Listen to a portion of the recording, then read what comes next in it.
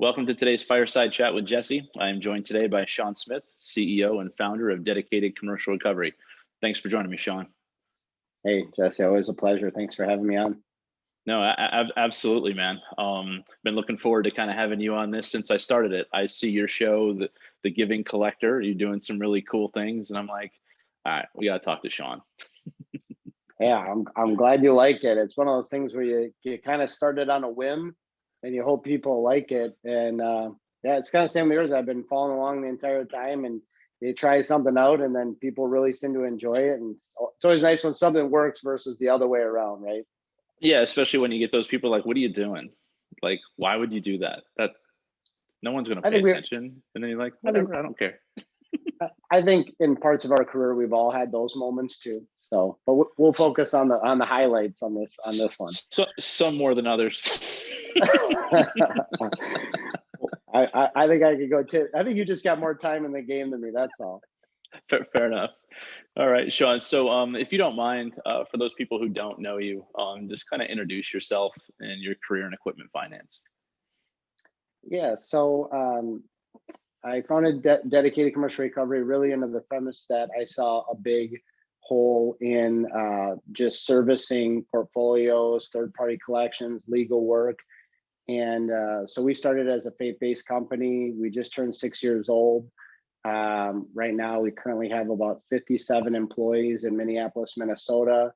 And we do cradle to grave servicing. So all the way from front end portfolio servicing, all the way through repossession, remarketing, third party collections. We really emanate from being a third party contingency collector, and we just grew our offerings from there. And we actually started in the National Equipment Finance Association and with equipment finance companies, and have grown from there to banks, leasing companies, merchant cash advance, working capital, to B2B, any form of commercial, something on the commercial side. We don't do anything on the consumer side. Got you. So so Dedicated just turned 6. Congrats. I remember when you guys first started, and it was in the collections. Very, I like your personality. It's like you're kind of like, hey, I'm Shawn, this is what I do. And it's like, okay, like I have some great enthusiasm. Let's check this company out. I appreciate that. I can still remember our first interaction in Long Beach, California in 2015, and just meeting you there. And you get some people that are trying to grow relationships, and it's kind of the water cooler approach, where I'm going to hang out by the water cooler, and then someone walks up and you're like, hey, and then you have me, which I remember walking in and seeing Cammy and her sister Kim right there, kind of in the center of things at NEFA. And I'm like, that's where everybody is. And I just walked right in the center. I'm like, hi, I'm Shawn. And it's, I have no shame apparently. I don't know what it is, but nah. And the good part is, though, is this industry is pretty welcoming, as well. Yeah. And that's where it helps, as opposed to, hey, what's that guy doing over there?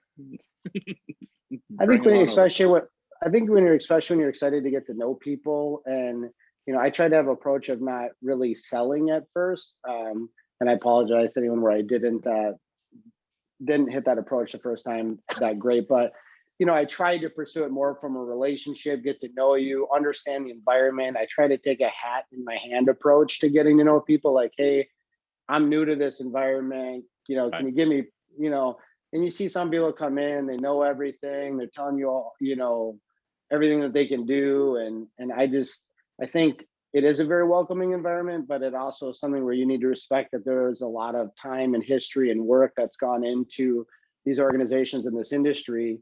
And you don't want to come into it and talk about everything that rather what can you learn from others. And as you get to know people and build those relationships, that comes back to you in the form of advocacy on your behalf once they know and believe in you, right? And that's worked really well. And I really love those associations. I've gained so many just great friends out of it. Like ours, we've stayed in touch ever since 2015, so yeah. Definitely a great culture. Yeah, I mean, I think you hit the word nail on the head with the word advocacy, right? I mean, you put into these associations what you get out of them, and people, even though, I mean, I guess in theory right now we compete with third party servicing, but I don't, there's enough out there for both of us where it doesn't really matter. And that's a good thing about this industry is you'll have banks sitting around the same table having conversations, service providers, whether if they're competing against software or anything else. And, it's like there's enough for everyone. And, let's make sure we're doing a good job for our customers.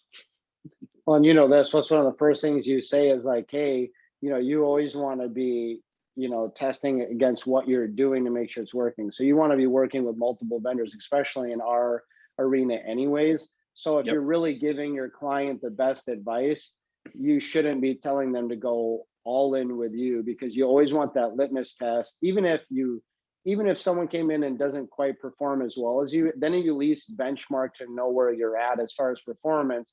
And you can actually gauge how well your primary agency or law firm or whatever it is. And yeah, I mean, some of my best friends in the industry are folks that work in a similar field, whether they're an attorney like Bob Cohen or yourself and things like that. So yeah, I agree. There's just enough to go around. And again, I very much appreciate you having me, on your show. We'll have to swing it back the other way on the Giving Collector. No worries, man. So let's talk dedicated, like your culture. Obviously I follow you on, we're Facebook friends, and I follow you on LinkedIn and see that you have a lot of stuff going on there. Just talk about the culture of your organization, man, if you don't mind. Yeah. So, I just come from, as I came up in collections, is kind of an accidental profession, right? And I started as a collector when I was, I think 21 years old, right? And there's a little paragraph, and it was like, make, some X amount of money that was way more than I was making. And I was like, that sounds good. And that was back in the days, some people relate, when you took a red pen and the newspaper and you circled it, and you called them and actually went in for in-person interview. I mean, crazy times, right?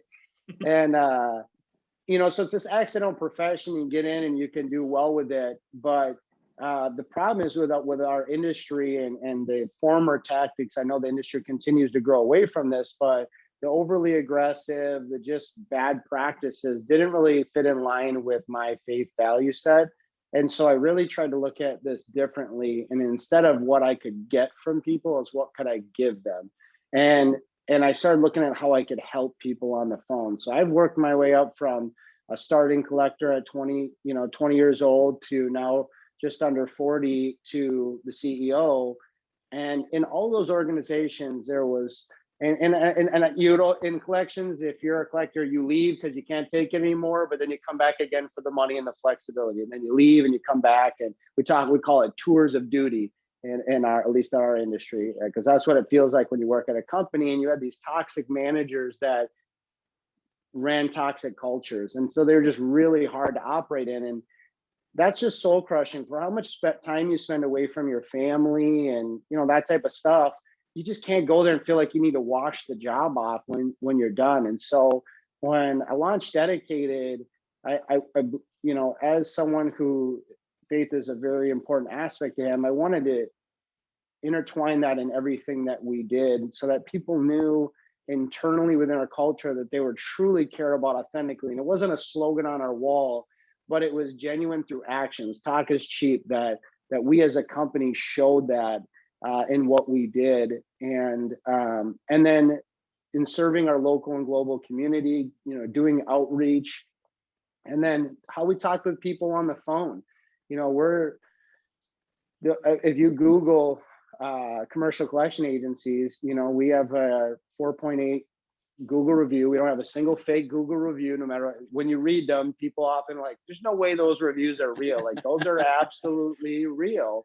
And it's because we are so focused on how we treat people internally and externally, and being I kind of see right now as like churches are becoming more business-like, 501c3s are becoming more business-like. Everything's kind of blending, right? And so you're kind of a for-purpose business or a not-for-purpose. And the purpose for the longest time with business is just about profit. And I think that business has the greatest capacity to change the world right now. And it has this big thing called profit. and it's just been about serving just the stakeholders, right? Yeah. And I think businesses now, the culture is shifting, whether people like it or not. Younger people care about having purpose and some passion behind what they do, right? And so you're either a for-purpose business or you're a not-for-purpose business. And I recognize that. And that's really ultimately what drives our high level of quality in what we do, because the people that are working here care so much about protecting the positive culture that we have, keeping morale high and people enjoying what they do, and that we're going out, we're serving our community, we're helping others. Every time someone who's a non-collector works in our everyday, we feed 10 children with that. Every deal they collect, we donate another 10. Every account that a client places with us, we donate 10, right? And that's now led to over 1 million meals. And Wow. that purpose behind what we do is actually what has driven this tremendous growth curve and this high morale and this, the positive and passionate, talkative guy that you get to see at conferences all the time. It's from the top down. It drives it through a whole organization, right? And so that is at the core of everything we do and kind of where it emanates from. I'm really good at long answers long, so I apologize, but it is something I'm No, very, very passionate about.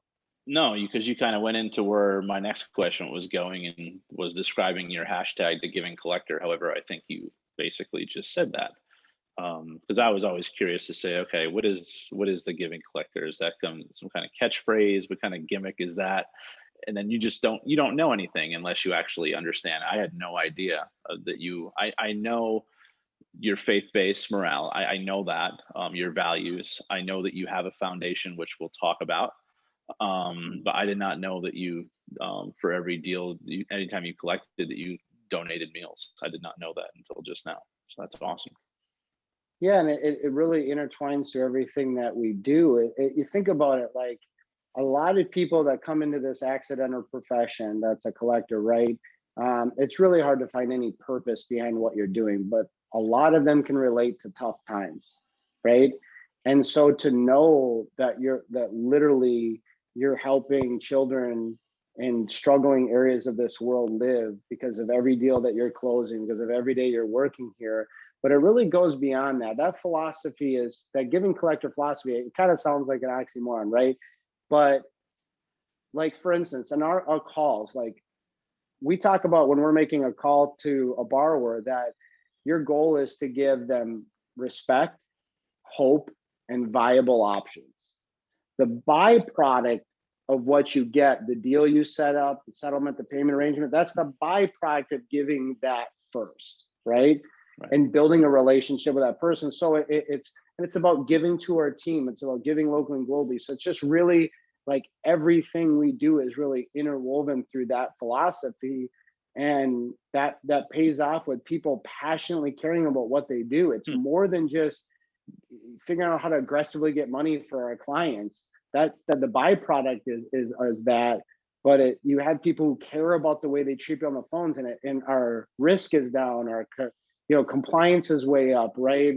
We don't get sued, our clients don't get sued because, and I think in this world, quite frankly, that's where everything's going. So you can kind of try to buck that tide and say, hey, no, we're, and I just don't think people respond anymore. Like, you're not going to call people up and tell them what to do. You work with them, or they're going to just figure out how to delete, one push of their button, and you don't even pop up on their phone anymore.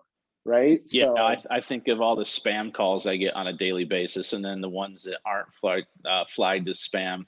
It's the people asking me that my auto warranty, and you're just like just stop. How many times can I press 2 to be removed from your list over and over again? But I think of a collector, right? And I see all your activities that you do as an organization, and that's a tough job, right? Because when you're calling on somebody, and that's in the way that you've been able to train your people, and that approach is admirable, man. That's great, because it gives them, it's tough, dude. Asking anyone for money is tough, let alone when that's your main job. it's a tough job. It's, it can really be a grind no matter how positively you try to do it. But it's kind of like the old trust wall. You put enough bricks on, sometimes you take one out, but there's still a wall there. I think if you're spending the bulk of your day focused on how you can help people, and we get emails and we get positive reviews and people thank you. I felt like God sent you to help me in my situation. Right. And we're always trying to move in a call with someone, move them. First, we want to connect with them. Then we want to build a rapport with them. Ultimately, we want to build a relationship with that person. And when that's your philosophy and how you collect debt, it's focused on the human connection, right? And that is paramount in how we do it. And that becomes so much more fulfilling as well, because you are getting that positive feedback. And as long as you can de-escalate someone real quick and connect with them and let them know, hey, I'm a real person, I'm here to help you. And, that brings that wall down pretty quick. And usually I'd say probably once a month, you're probably still going to get someone pretty pissed and cussing no matter what you say. But it's a lot easier to deal with that when it's one. And it's surely a lot easier to deal with when you're part of a positive culture where the collector sitting next to you isn't competing against you. They're actually getting up from their chair and coming over and helping you if you have a question, which our team is phenomenal at, right? So like that makes the job that much easier when you're in part of a positive culture versus when you're in a negative, toxic culture and then you're dealing with people pissed at you all day. That's that it can spiral out of control relatively quickly. I could see where that would be a grinder. Yeah, that's why people go in and out of the industry so much. You can make some great money and do really well, but it just can become really hard for people to sustain that long term. And that's why on average there's 100% turnover. TransUnion last year put out this report that there's average 100% turnover year over year at collection agencies. Dedicated through its lifespan has averaged 14%. And that speaks a lot to that culture and that purpose and passion behind what we're doing is more than just collecting debt. And I think you can do that with any business. And that's really my message for the world as far as just business goes, is like, if we've been able to do this with this type of business, which doesn't come in with the greatest of reputation, right?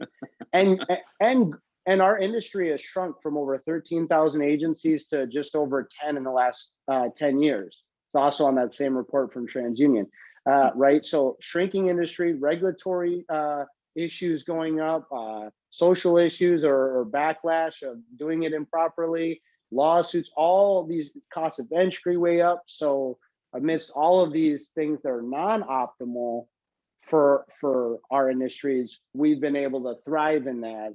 And I think it just speaks to it not just being part of the fulfillment and face side for me, but it actually as a business strategy, as a competitive advantage, that's what our brand is known for, right? And so there's a business case for it. It's not just out there on the faith realm, but there's actually a real reason for the morale, the success. It all kind of ties into one another. No, that makes complete sense, Shawn. Talk about, if you don't mind, some of the nonprofit partners that you have. I know you typically would take one trip a year, maybe two. Talk about some of that advocacy work, if you don't mind. Yeah, so really how it all started is I got into let's just say, what do you call those? My wife and I were not happy with one another, and I decided to go to church on a Saturday night. And after that, they did this deal on mission work.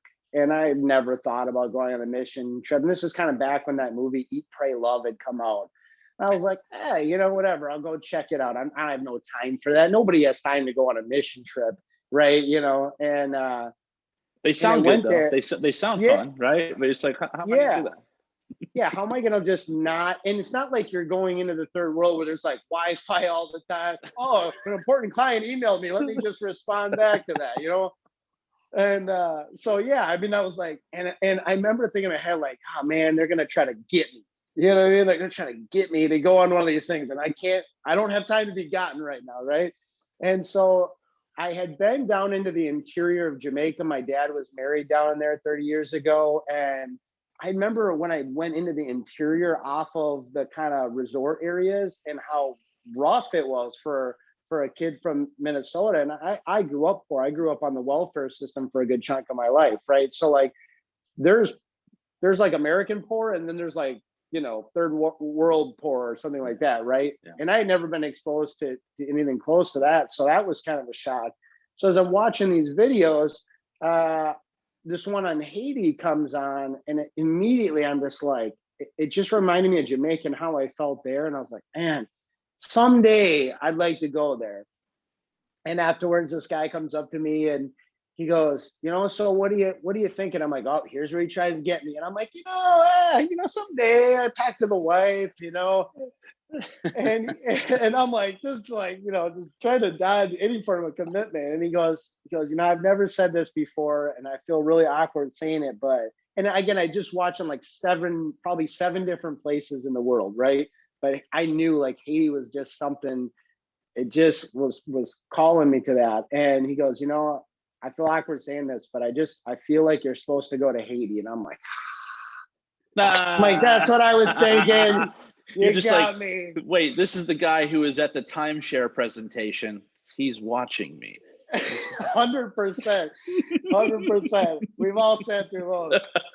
Get my free massage at the Renaissance Hotel in Palm Springs by sitting through one of those, So I'm a stickler for a deal. What can I say? But so I come home and I tell my wife, I'm like, how's church? How's good? I was like, so I'm gonna go to Haiti. Again, never talked about it, never on the Richter scale. She's like, what? Her first question is like, well, am I supposed to go? I'm like, I don't know. Does God want you to go? It's up between you, Like, well, do you want me to go? I'm like, well, I want you to go. God wants you to go. But, she's getting all mad. And he's like, you're such a jerk. I'm like, well, I don't know. I mean, I would be like, to go to Haiti. See, that would have been like, so tensions were already tough before you left. That would have been like, God, what do you think? Nope. Okay. Nope. He doesn't want you to go. And then that's just my personality. Yeah, and back then especially, I'm surprised I didn't do that. It's funny, but so my wife and I ended up going in 2013 to Haiti, and it just rocked us. I mean, it was like jumping off into a swimming pool on a hot day into a cold pool. It goes from 102 degrees hot, you're dry, you're sweating, to in this cold pool, and the world, it's a completely different world. You know what I mean? You just are engulfed in it. What you see, what you smell, what you feel physically and emotionally and spiritually. The hardest part about going to Haiti isn't actually being there. It's leaving and coming back to your privilege and coming back to warm water, coming back to clean water, coming back to clothes, and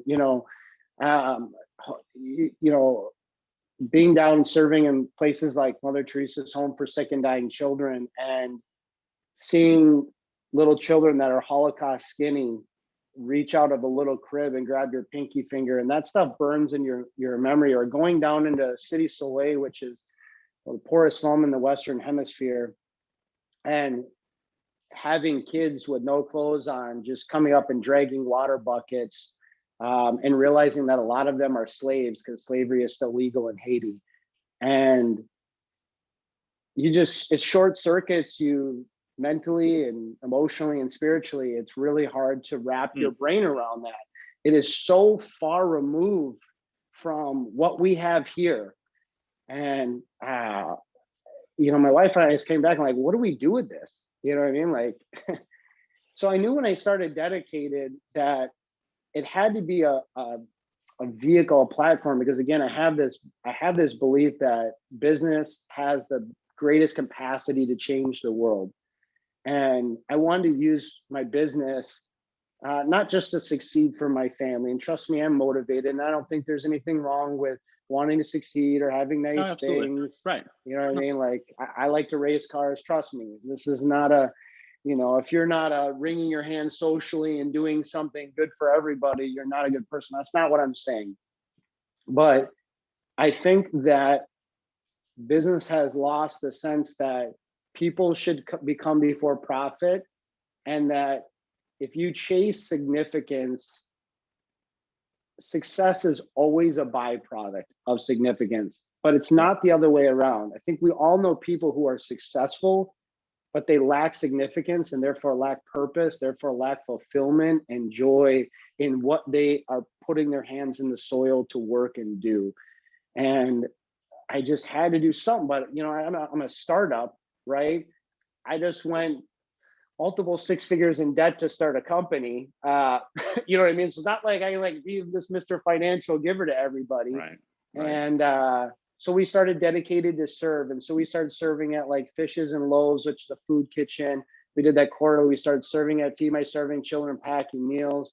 We started serving at what's now called Every Meal, which a lot of kids, even in America, what's happening is they're eating at school, but over the weekend, there's no food. And as someone who grew up in the welfare system and literally lived off the food shelf the second half of the month and had a mother that just didn't, have a lot of opportunity and was struggling, was a single mom living on that program and dealing with some other things, right? I got really good at living at my friend's house and eating there, right? Well, there's a lot of kids that are leaving school on Friday and barely eating until Monday. So, that's happening all around us in every school across the United States, in lower income brackets, which I grew up on. So, serving and giving of our time there. But that just kept, apologize if I pop off here once I'm using my phone. It's okay. It happens. I had a cat do a flyby on me, so I'm glad it didn't I remember show the up on cat. You had a cameo one time with the cat. I loved it. So my deal is start somewhere, right? Like start somewhere, start figuring out how to give. And so we started with Feed My Starving Children, which is just an amazing organization. And here's the deal. I get it. I want to teach everyone how to fish, right? But you know what? If someone's starving, give them a fish. There'll be time when they actually aren't starving to teach them how to fish. And a homeless person, get a job. Yeah, in a lot of cases, that can be the case. And you know what? You can get food coupons and things instead to give them, instead of just cash. There's other things you can do. And it becomes a function of where your heart's at with things. But we started with giving one meal for every deal we collected. And at the time, it was 22 cents. I'm like, I don't care how much money we don't have as a startup, we can do that, right? We started there. And it had such an immediate effect. It was like overnight. I mean, it was just wild. Like our staff, because what we did for the longest time, and now we do it digitally, but we had a board, and when you got money, you went and put it up on the board and you ring the bell and we clap, we get excited, and we still do stuff like that here. It's like get the juices flowing, get up from your chair, move around, right? People are getting up. We had a board and we were updating how many kids the collectors had fed. That's and awesome. So next to their number, it was how many kids. And now all of our metrics show not just the money you collect, but how many kids you fed publicly to everyone. So we have collectors now that have helped feed tens of thousands of kids, right? That's awesome. And so now the evolution of that is we're starting trips down into Haiti. It was supposed to be, the first one was supposed to be last year, COVID hit, but we have attorneys, employees, industry professionals, you're welcome. Anyone who knows me. I once was told by someone who I won't name that I'm not good at business development because I'm too religious and I talk about Haiti too much. Now, I don't consider myself religious at all. My faith is important, but I look at that differently. But if anyone who knows me knows, I talk about Haiti a lot, and I'm passionate about my faith, right? And that ends up being when you've had those life experiences, like people can't relate. I mean, you can say you can relate, but just because you watch something on TV doesn't mean you relate. If you're there, you see it, you smell it, you touch it, you feel it, you experience it. Yeah, and that's what I want to bring to the business industry is like, hey, you got the fancy car, you got the fancy house, you got the title. Now what? Now, okay, you got your kids' college paid for, great. You know what I mean? You go to the country, whatever it is, right? And you keep trying to jam that square peg in a round hole and something doesn't fit. But then you look at the people in this world who are focused on serving and helping others. By the way, There's the cameo. he keeps harassing me, so you must want to say hi. Look at this. I had a former team member obsessed with Grumpy Cat. So it's just like I'm like sending this to her for sure. Like, you gotta see this cat. It's awesome. She's gonna love your cat. He won't leave me alone. So I'm like, fine, dude. I'll show you off to the world.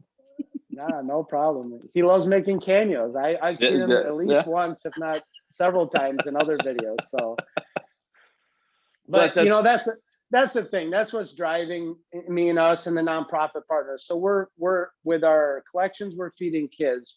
We're working with Restovac Freedom on our legal team. So we're literally suing companies that won't work with our clients, and the profits from that are funding freeing slaves in Haiti.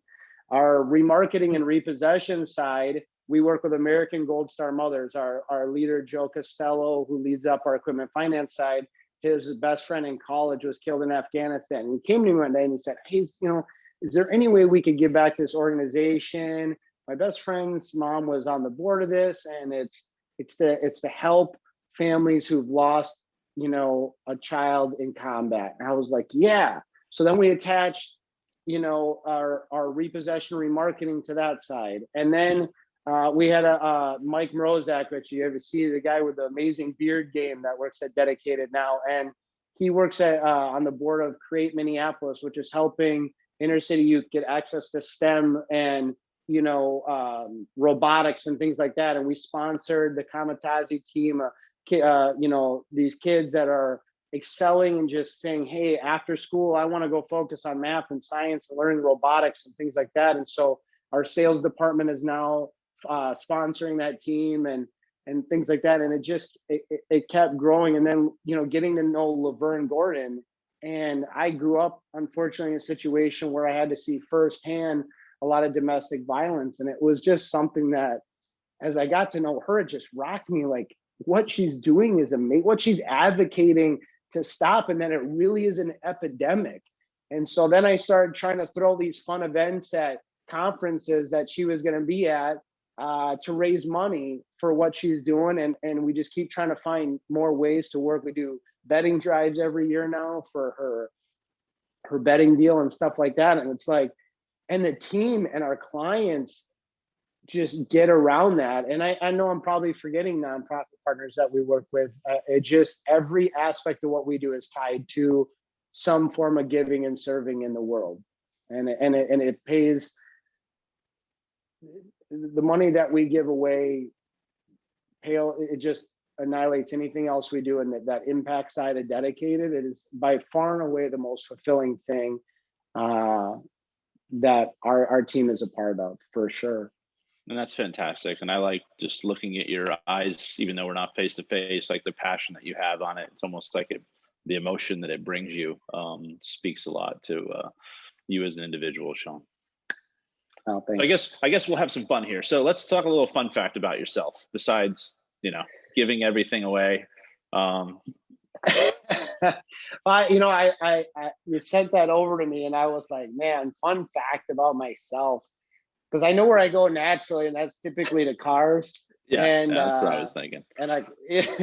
But you know, I think a funny fun fact is that as I was exiting high school, I had two things I wanted to pursue as a career, and we'll say I had maybe a third that was like my backup plan. So the first one was to be an auto mechanic, right? So I was signed up to go to UTI in Illinois. I love working on cars. I still do it as a hobby. I try to build my own cars and things like that.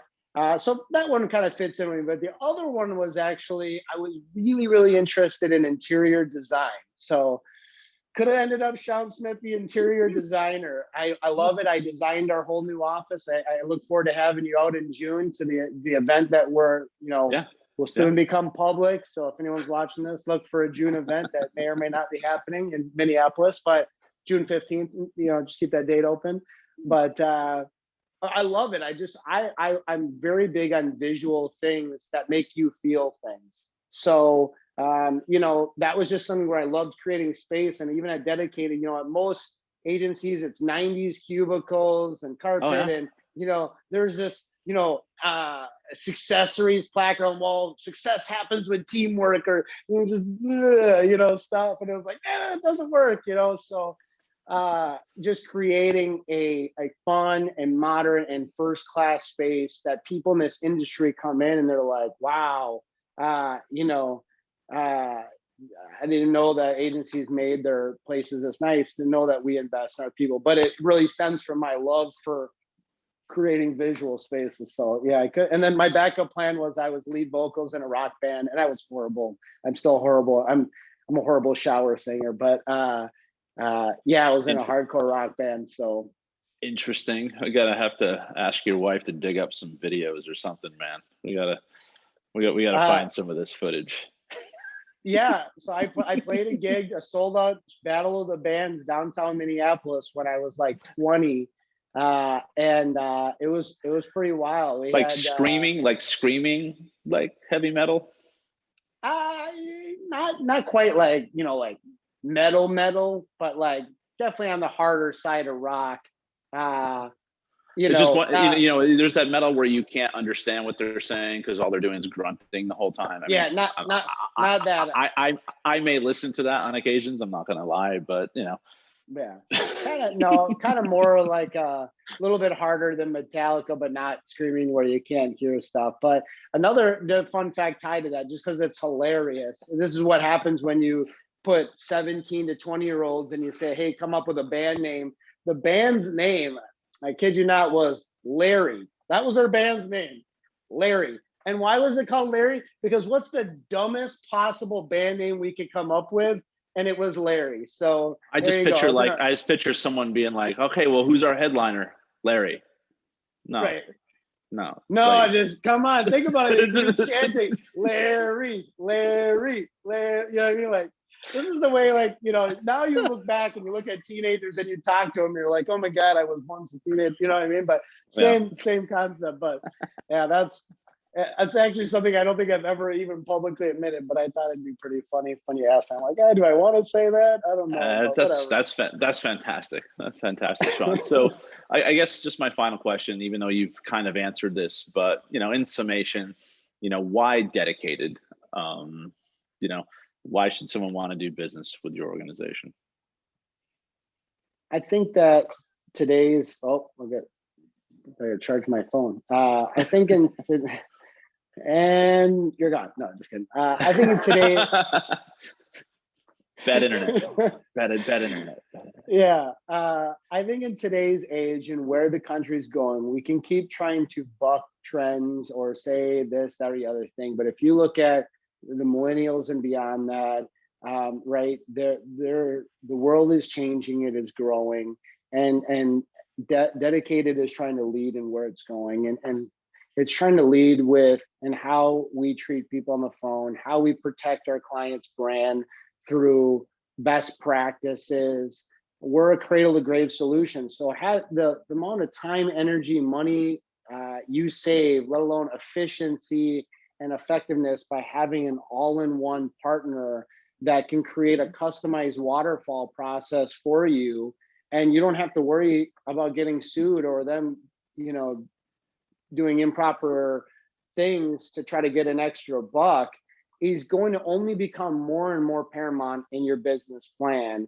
And working with a company that is for purpose, and tying your brand to that. All of our clients are getting a plaque that every year they're actually being sent out in the mail today of all of the kids that they fed by working with us, and that's why to work with us. We're going, and we're also building sides on, stuff on the AI side and looking at how we can drive using technology and machine learning to drive human connection, not replace it. So we're also we're also technology focused, but I think in the right way. We're not looking to use technology to put everyone on auto dialers, which we don't use, right? So that we can make more money by having less payroll, which is our highest expense, right? We actually want to use that data and machine learning to drive human connection, not replace it. And I think when you look at that customized solution, someone that's appropriately using technology and is going to protect your brand those things are going to contribute to long-lasting success, a true partnership model that's adaptable to our clients' needs. I think that we're a great solution for anybody with commercial debt, from a large-scale bank to a merchant cash advance provider to a working capital, you name it.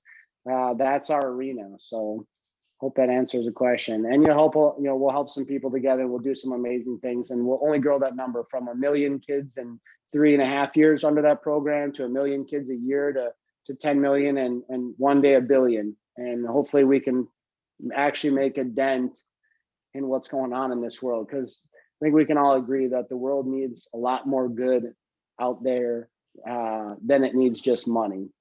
And, yeah, I agree with you, man, and I'm excited to see. You've achieved a lot in the first 6 years, and excited to see what the next 6 plus, are going to look like. I appreciate your friendship. Appreciate you having me on the show, and just, you were one of those people. I can remember times where it's kind of the arm around the shoulder and say, Shawn, let me just clue you in on some things in this industry. And, me being wet behind the ears and just, full of piss and vinegar, excited, but, not understanding, things, and just being someone like that for me. And, I think that, that's something I'll never forget, that there was, the Lindas of the world that, and the Kims and the Mays and the Stephanies and, we don't know all these people on a first-name basis, but they were the Randys, that people that came up and helped me out and gave so much back to Dedicated in the form of helping me out. And, I'm not here because I'm the brightest bulb on the Christmas tree. Trust me. I like to race cars. I like to, cliff jump off things into the Caribbean. You know what I mean? Like, trust me, I'm a sum of all of the amazing people around me, both on my team, but in our industry, like yourself, that have, just like you having me on the show, all the top brats, you're way more connected in things like the ELFA than even I am. Right. And having, a little 6-year veteran of this ownership on your show just shows that you care about connecting with people regardless of their position and their status or their title, or the fact that we kind of have some similarities in what we do. And I just have a deep amount of respect for that. And I aspire to grow to be seen in the same way of someone that is respected in the business community like you are, and like the people that have helped me get here. Thanks, Shawn. That means a lot, man. And it's, for me, it's just about like-minded people. You have a good story. You and I actually are the same age, even though I have a lot more gray hair than you. But I just cut it real short. That's all. Keep it short. My wife won't let me dye it. It needs, I don't know, but whatever. I think I just kind of gave that. Run with it. It looks awesome, man. Yeah, right. It matches the stone. I'll just go with that. But no, man, I mean, I really appreciate you taking the time to chat with me today, and look forward to our friendship for years to come, man. So thanks again, Shawn. Hopefully being able to hang out in person soon. What do we got? But when this airs, we will be 2 months away from that. 2.5. Fingers crossed. We'll see what happens. I mean, one thing we've learned is that only thing you can be certain about is that the future is uncertain, and when it comes to that. But I look forward to it. Yeah. Thank you, my friend. I appreciate it. It was a blast hanging out and chatting with you. Thanks, Shawn. Have a good one, man. Take care. Yeah, you too, brother. Right, bye.